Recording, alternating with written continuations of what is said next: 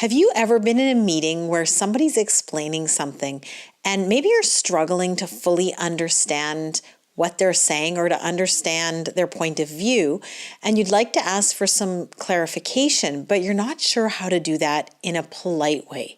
Sometimes you might have to ask for clarification a few times, and that can feel awkward when you're really either not agreeing with the person and needing more information or just fully not understanding what they're saying. So today I'm going to talk to you about sort of the 3 tenets that underlie how we can ask for clarification politely.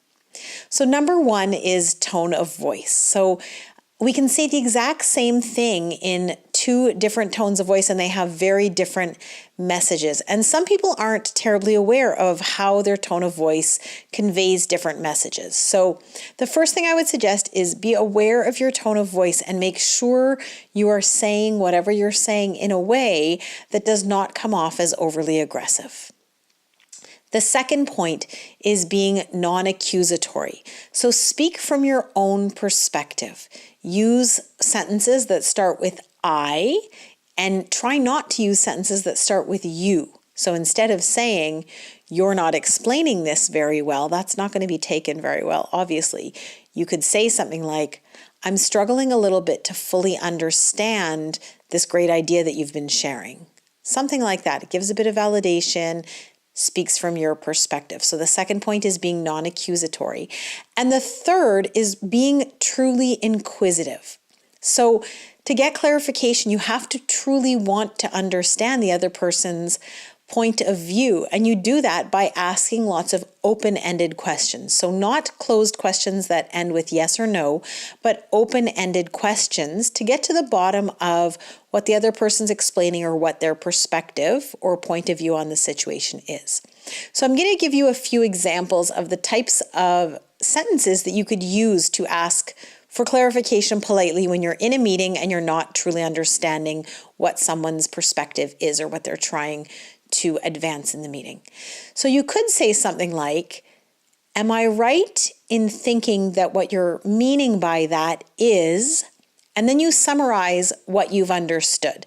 That will give the other person a chance to see where there's misunderstandings and where they can bring you further clarity on what they're really trying to convey.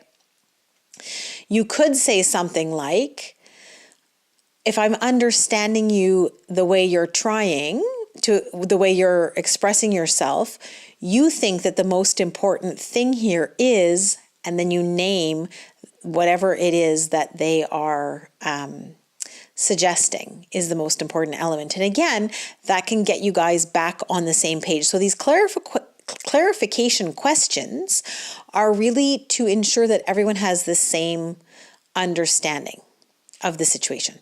So you could say something like, "I think I'm going to need a little bit more information because I'm not fully understanding the piece you were saying about," and then you name the piece you're really struggling to understand.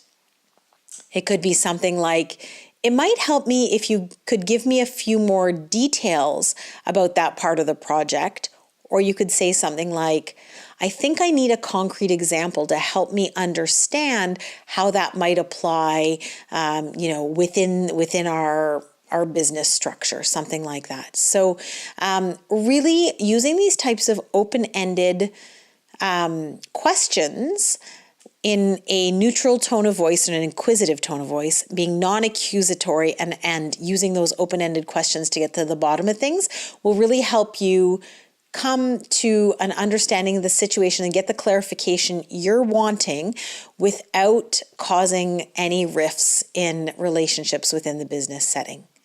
So thank you for watching. If you've liked this video, I would invite you to subscribe to my YouTube channel where I post all sorts of videos on mindful communication. Thanks, guys.